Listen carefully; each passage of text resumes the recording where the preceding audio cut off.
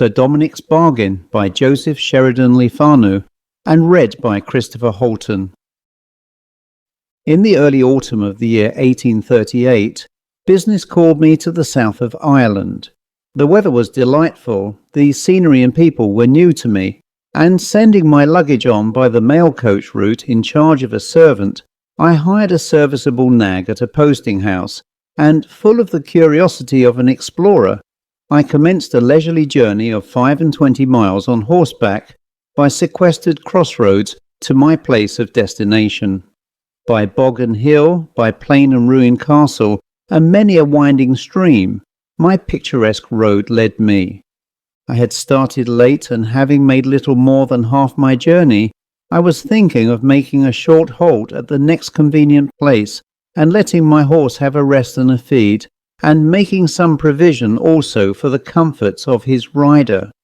It was about 4 o'clock when the road, ascending a gradual steep, found a passage through a rocky gorge between the abrupt termination of a range of mountain to my left and a rocky hill that rose dark and sudden at my right. Below me lay a little thatched village under a long line of gigantic beech trees, through the boughs of which the lowly chimneys sent up their thin turf smoke. To my left stretched away for miles, ascending the mountain range I have mentioned, a wild park through whose sward and ferns the rock broke, time-worn and lichen-stained.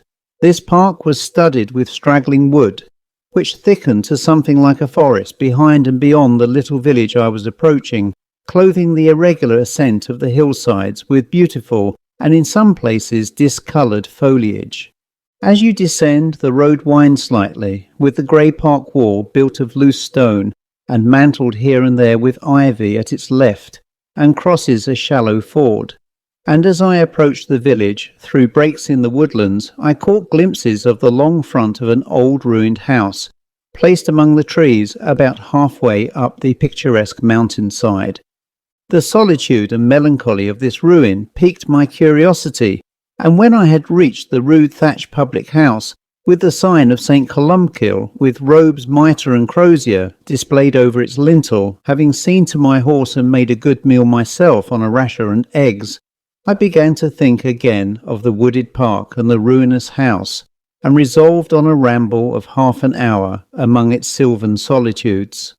The name of the place, I found, was Dunoran, and beside the gate a stile admitted to the grounds, through which, with a pensive enjoyment, I began to saunter towards the dilapidated mansion. A long grass-grown road, with many turns and windings, led up to the old house, under the shadow of the wood. The road, as it approached the house, skirted the edge of a precipitous glen, clothed with hazel, dwarf oak and thorn, and the silent house stood with its wide-open hall door facing this dark ravine, the further edge of which was crowned with towering forest, and great trees stood about the house and its deserted courtyard and stables.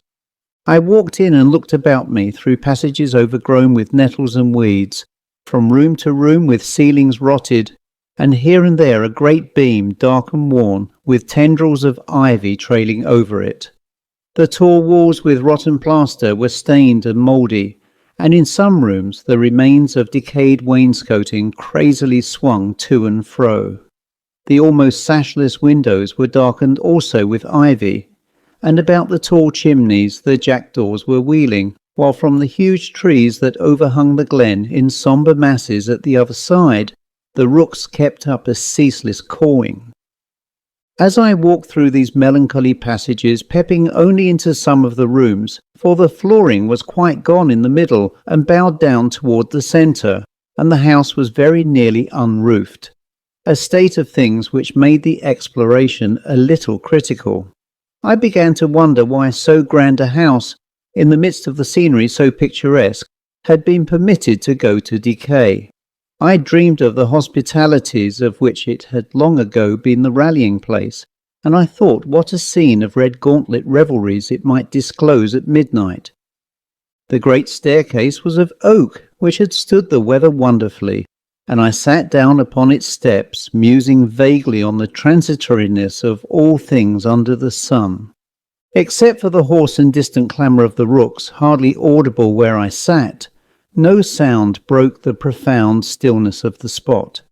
Such a sense of solitude I have seldom experienced before. The air was stirless. There was not even the rustle of a withered leaf along the passage. It was oppressive. The tall trees that stood close about the building darkened it and added something of awe to the melancholy of the scene. In this mood I heard, with an unpleasant surprise, close to me, a voice that was drawling and, I fancied, sneering, repeat the words, "Food for worms, dead and rotten, God over all." There was a small window in the wall, here very thick, which had been built up, and in the dark recess of this, deep in the shadow, I now saw a sharp-featured man sitting with his feet dangling. His keen eyes were fixed on me, and he was smiling cynically, and before I had well recovered my surprise, he repeated the distich, "If death was a thing that money could buy, the rich they would live, and the poor they would die." "It was a grand house in its day, sir," he continued, "Du Noran House, and the Sarsfields. Sir Dominick Sarsfield was the last of the old stock. He lost his life not 6 foot away from where you are sitting." As he thus spoke, he let himself down with a little jump onto the ground. He was a dark-faced, sharp-featured little hunchback, and had a walking stick in his hand, with the end of which he pointed to a rusty stain in the plaster of the wall. "Do you mind that mark, sir?" he asked. "Yes," I said, standing up and looking at it with a curious anticipation of something worth hearing. "That's about 7 or 8 feet from the ground, sir, and you'll not guess what it is." "I dare say not," said I, "unless it is a stain from the weather." "'Tis nothing so lucky, sir," he answered, with the same cynical smile and a wag of his head, still pointing at the mark with his stick. "That's a splash of brains and blood. It's there this 100 years, and it will never leave it while the wall stands." "He was murdered, then?" "Worse than that, sir," he answered. "He killed himself, perhaps?" "Worse than that itself, this cross between us and harm. I'm older than I look, sir. You wouldn't guess my years." He became silent and looked at me, evidently inviting a guess. "Well, I should guess you to about 55. He laughed and took a pinch of snuff and said, "I'm that, your honour, and something to the back of it. I was 70 last Candlemas. You would not have thought that to look at me." "Upon my word, I should not. I can hardly believe it even now." "Still, you don't remember Sir Dominick Sarsfield's death?" I said, glancing up at the ominous stain on the wall. "No, sir, that was a long while before I was born.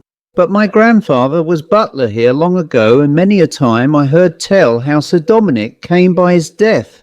There was no master in the great house ever since that happened, but there was 2 servants in care of it, and my aunt was one of them.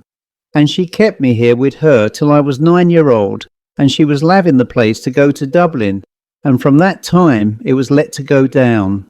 The wind stripped the roof, and the rain rotted the timber, and little by little in 60 years' time it came to what you see. But I have a liking for it still, for the sake of old times, and I never come this way but I take a look in. I don't think it's many more times I'll be turning to see the old place, for I'll be under the sod myself before long."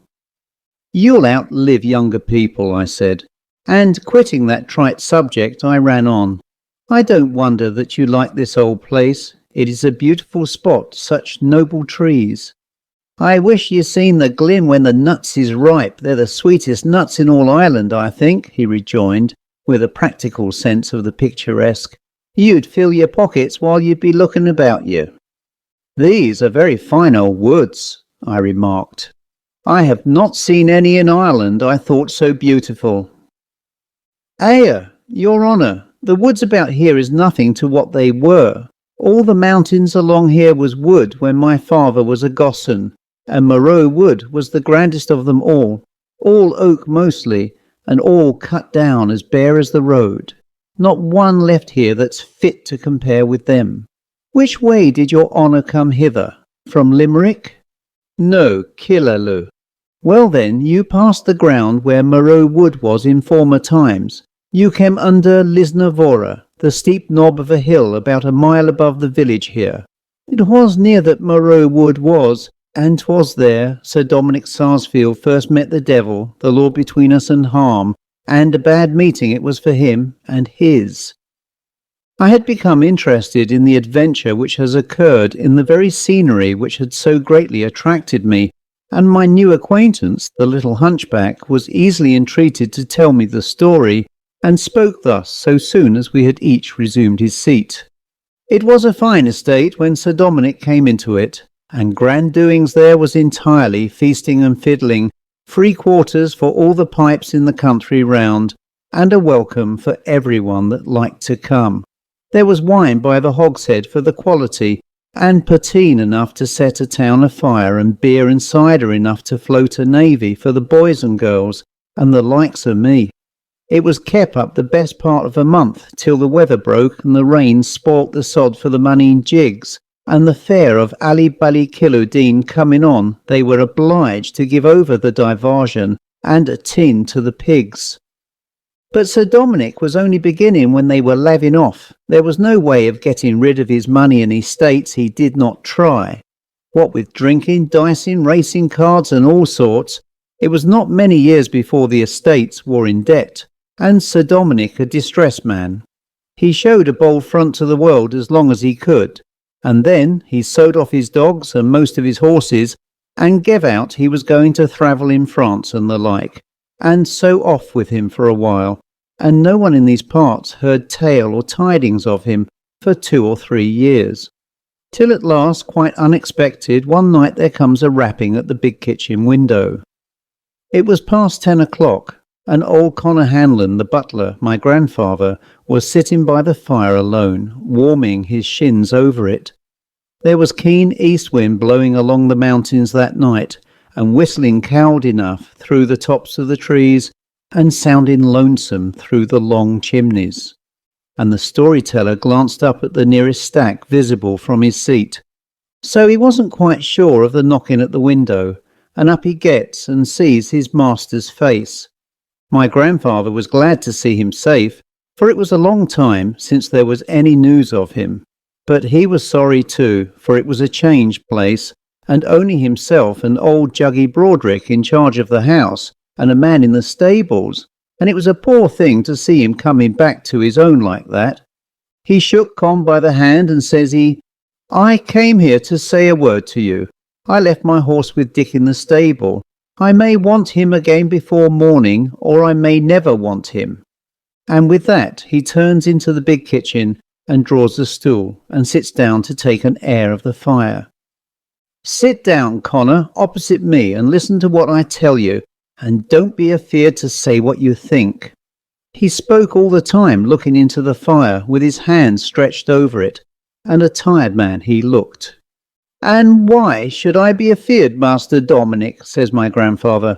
"Yourself was a good master to me, and so was your father, rest his soul before you. And I'll say the truth and dare the devil, and more than that, for any Sarsfield of Duneran, much less yourself, and a good right I'd have."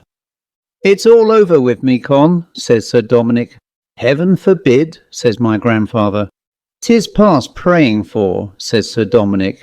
"The last guinea's gone, the old place will follow it. It must be sold, and I'm come here, I don't know why, like a ghost to have a last look round me, and go off in the dark again." And with that he told him to be sure, in case he should hear of his death, to give the oak box in the closet of his room to his cousin Pat Sarsfield in Dublin, and the sword and pistols his grandfather carried in Aughrim, and 2 or 3 trifling things of the kind. "And says he, Con, they say if the divil gives you money overnight, you'll find nothing but a bag full of pebbles and chips and nutshells in the morning. If I thought he played fair, I'm in the humour to make a bargain with him tonight."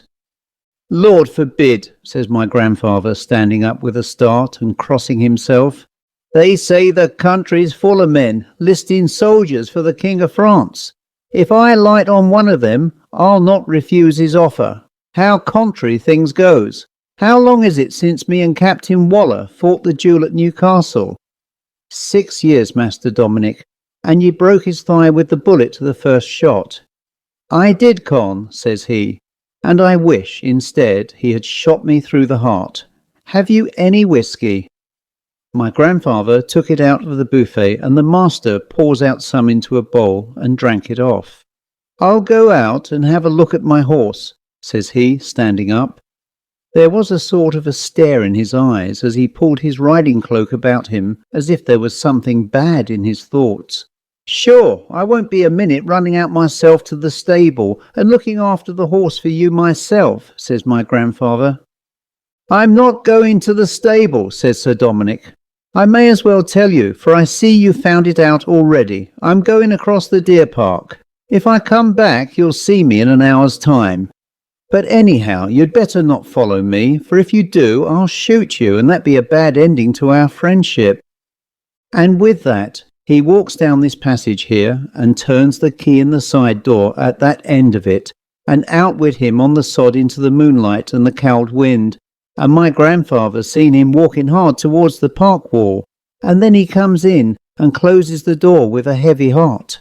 Sir Dominick stopped to think when he got to the middle of the deer park, for he had not made up his mind when he left the house, and the whiskey did not clear his head, only it gave him courage. He did not feel the cold wind now, nor fear death, nor think much of anything but the shame and fall of the old family. And he made up his mind, if no better thought came to him between that and there, so soon as he came to Murrow Wood, he'd hang himself from one of the oak branches with his cravat. It was a bright moonlight night. There was just a bit of a cloud driving across the moon now and then, but only for that, as light almost as day. Down he goes, right for the wood of Murrow. It seemed to him every step he took was as long as 3, and it was no time till he was among the big oak trees, with their roots spreading from one to another, and their branches stretching overhead like the timbers of a naked roof, and the moon shining down through them, and casting their shadows thick and twist abroad on the ground, as black as my shoe. He was sobering a bit by this time, and he slacked his pace, and he thought 'twould be better to list in the French King's army, and try what that might do for him. For he knew a man might take his own life any time, but it would puzzle him to take it back again when he liked. Just as he made up his mind not to make away with himself, what should he hear but a step clinking along the dry ground under the trees, and soon he sees a grand gentleman right before him coming up to meet him. He was a handsome young man like himself, and he wore a cocked hat with gold lace round it, such as officers wear on their coats, and he had on a dress the same as French officers wore in them times. He stopped opposite Sir Dominick, and he come to a standstill also. The two gentlemen took off their hats to one another, and says the stranger, I am recruiting, sir, says he, for my sovereign, and you'll find my money won't turn into pebbles, chips and nutshells by tomorrow. At the same time he pulls out a big purse full of gold. The minute he set eyes on that gentleman, Sir Dominick had his own opinion of him, and at those words he felt the very hair standing up on his head. Don't be afraid, says he, the money won't burn you. If it proves honest gold, and if it prospers with you, I am willing to make a bargain. This is the last day of February, says he. I'll serve you 7 years, and at the end of that time you shall serve me, and I'll come for you when the 7 years is over, when the clock turns the minute between February and March, and the 1st of March you'll come away with me or never. You'll not find me a bad master, any more than a bad servant. I love my own, and I command all the pleasures and the glory of the world. The bargain dates from this day, and the lease is out at midnight on the last day I told you. And in the year, he told him the year, it was easy reckoned, but I forget it. And if you'd rather wait, he says, for 8 months and 28 days before you sign the writing, you may, if you meet me here. But I can't do a great deal for you in the meantime. And if you don't sign then, all you get from me up to that time will vanish away, and you'll be just as you are tonight, and ready to hang yourself on the first tree you meet. Well, the end of it was that Sir Dominick chose to wait, and he came back to the house with a big bag full of money, almost as round as your hat. My grandfather was glad enough, you may be sure, to see the master safe and sound again so soon. Into the kitchen he bangs again, and swings the bag of money on the table, and he stands up straight and heaves up his shoulders like a man that has just got shut of a load. And he looks at the bag, and my grandfather looks at him, and from him to it and back again. Sir Dominick looked as white as a sheet, and says he, "I don't know, Con, what's in it. It's the heaviest load I ever carried." He seemed shy of opening the bag, and he made my grandfather heap up a roaring fire of turf and wood, and then at last he opens it, and sure enough, 'twas stuffed full of golden guineas, bright and new, as if they were only that minute out of the mint. Sir Dominick made my grandfather sit at his elbow while he counted every guinea in the bag. When he was done counting, and it wasn't far from daylight when that time came, Sir Dominick made my grandfather swear not to tell a word about it, and a close secret it was for many a day after. When the 8 months and 28 days were pretty near spent and ended, Sir Dominick returned to the house here with a troubled mind, in doubt what was best to be done, and no one alive but my grandfather knew anything about the matter, and he not half what had happened. As the day drew near towards the end of October, Sir Dominick grew only more and more troubled in mind. One time he made up his mind to have no more to say to such things, nor to speak again with the like of them he met with in the wood of Moreau.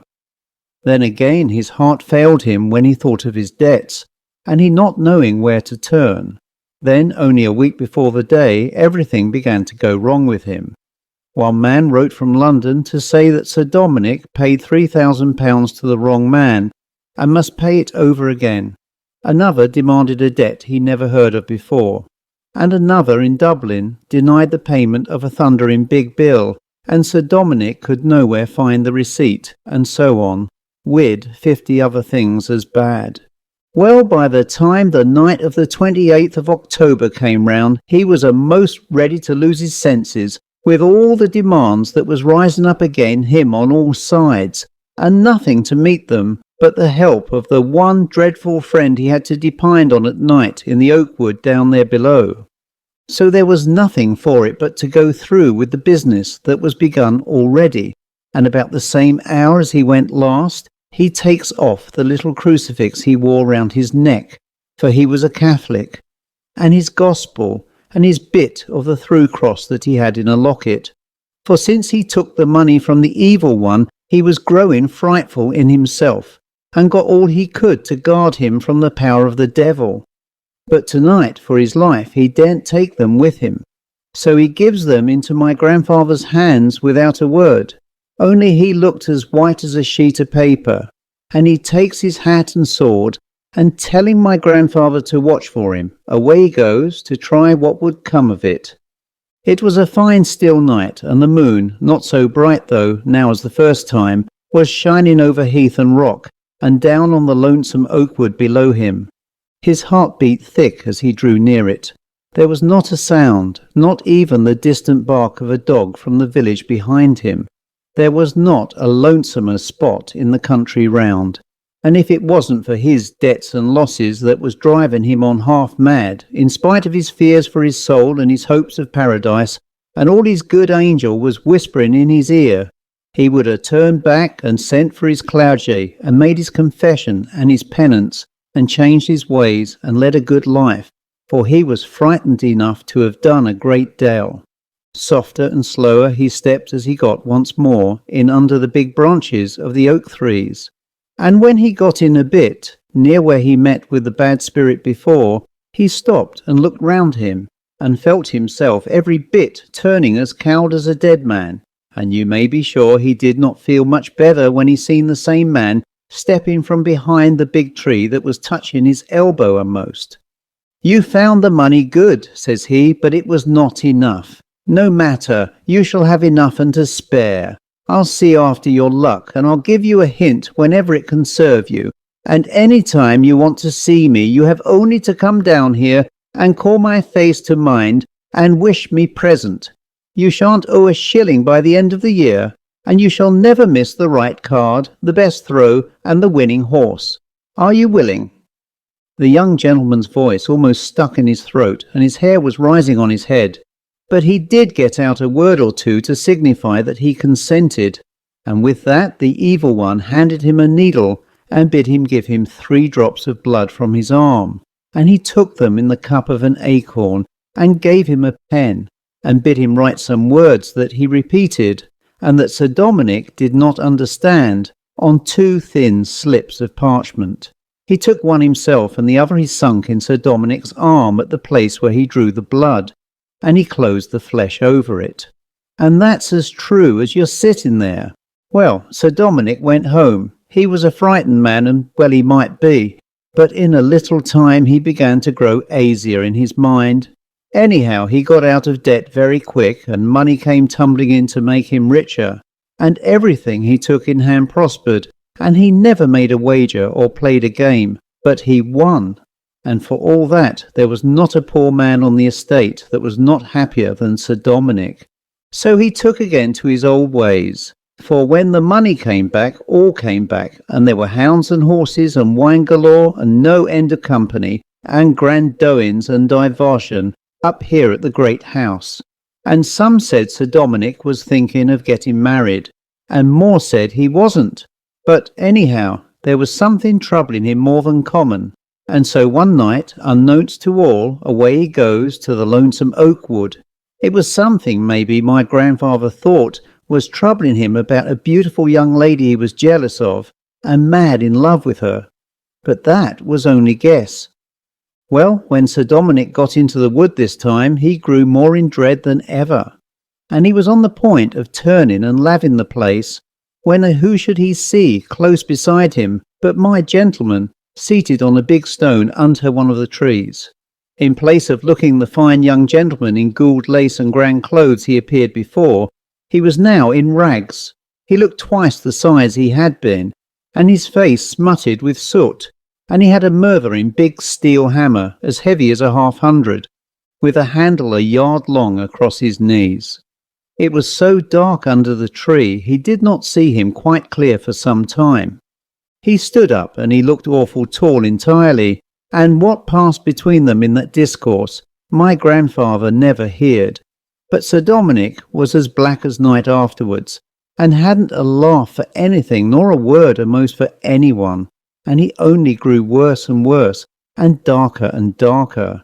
And now this thing, whatever it was, used to come to him of its own accord, whether he wanted it or no, sometimes in one shape and sometimes in another, in lonesome places, and sometimes at his side by night when he'd be riding home alone, until at last he lost heart altogether and sent for the priest. The priest was with him a long time, and when he heard the whole story, he rode off all the way for the bishop, and the bishop came here to the great house next day and gave Sir Dominick a good advice.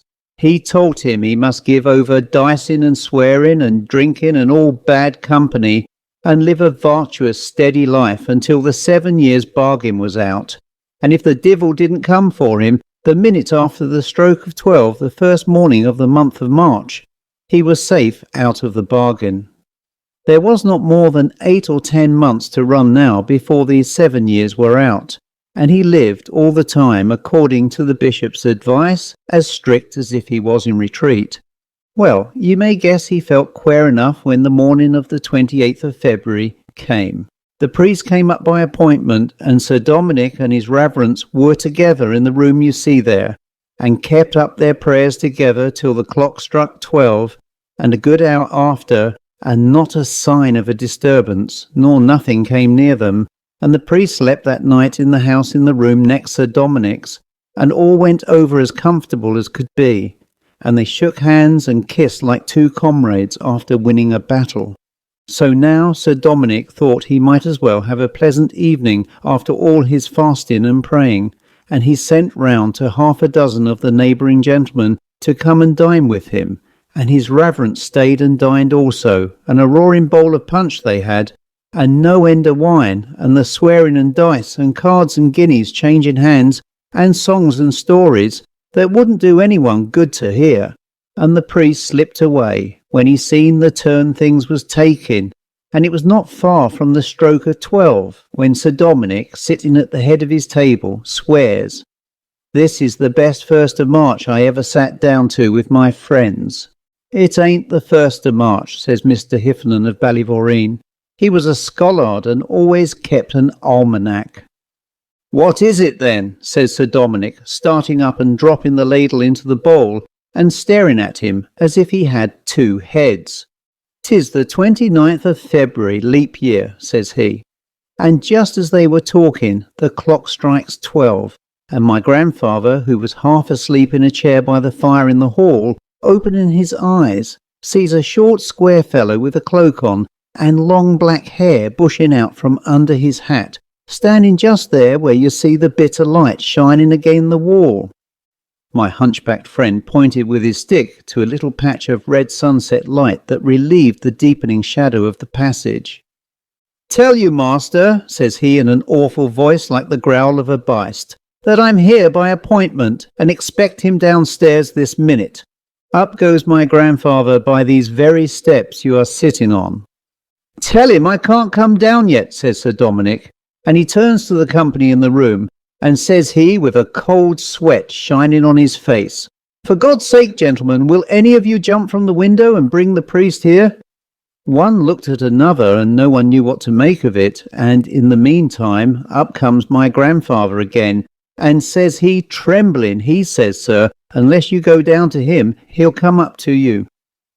"I don't understand this, gentlemen. I'll see what it means," says Sir Dominick, trying to put a face on it, and walking out of the room like a man through the press room, with the hangman waiting for him outside. Down the stairs he comes, and 2 or 3 of the gentlemen peeping over the banisters to see.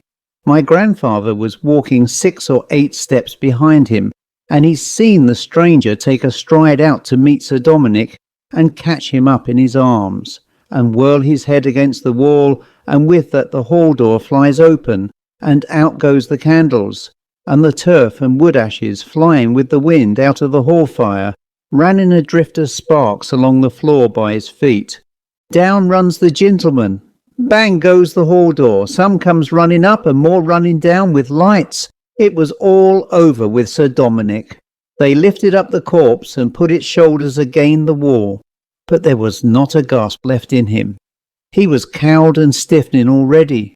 Pat Donovan was coming up to the great house late that night, and after he passed the little brook that the carriage track up to the house crosses, and about 50 steps to this side of it, his dog that was by his side makes a sudden wheel and springs over the wall and sets up a yowling inside you'd hear a mile away.